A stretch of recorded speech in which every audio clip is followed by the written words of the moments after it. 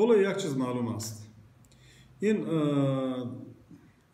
حرکت هایی که راجع به کم کردن یا زیاد کردن اسعار خارجی یا اسعار ملی در بازار توسط بانک ملی دیده می شوند، آنها وضعیت را دگرگون نمی کنند. آنها وضعیت دگرگون می کنند در دوام مثلا یک هفته، دو هفته و غیره.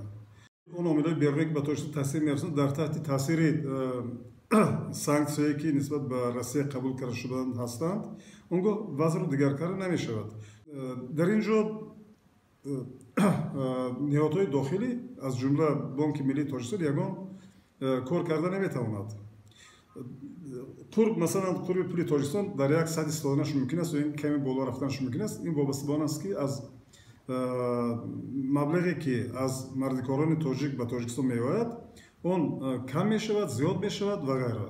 برهم دادن نقطه‌های صرافی معنی آن را دارد که بازار سیاهی پول به وجود می‌آید، بازار پنهانی پول به وجود می‌آید و بازار پنهانی پول در تحت تاثیر واهمه کار می‌کند.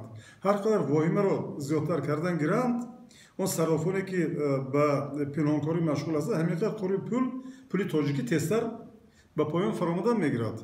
در سال 2016 صورت به پایان فرامدن اقتصادی روسیه کم خواهد شد.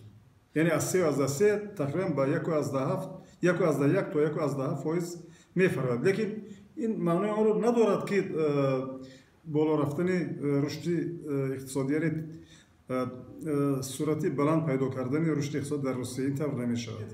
همین روندهای امروزه دوام خواهند یافت، اما صورت همین روندات کمتر خواهد شد.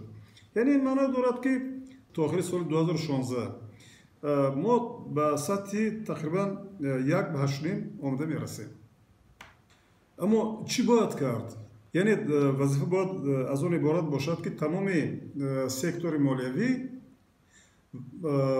عملیات سکتور مالیوی که در تاجیکستان وجود دارد به سوی ترقیات، رشد سکتور ریالی اقتصاد، خصوصا سکتور استحصالی اقتصادیات گردانیده شود.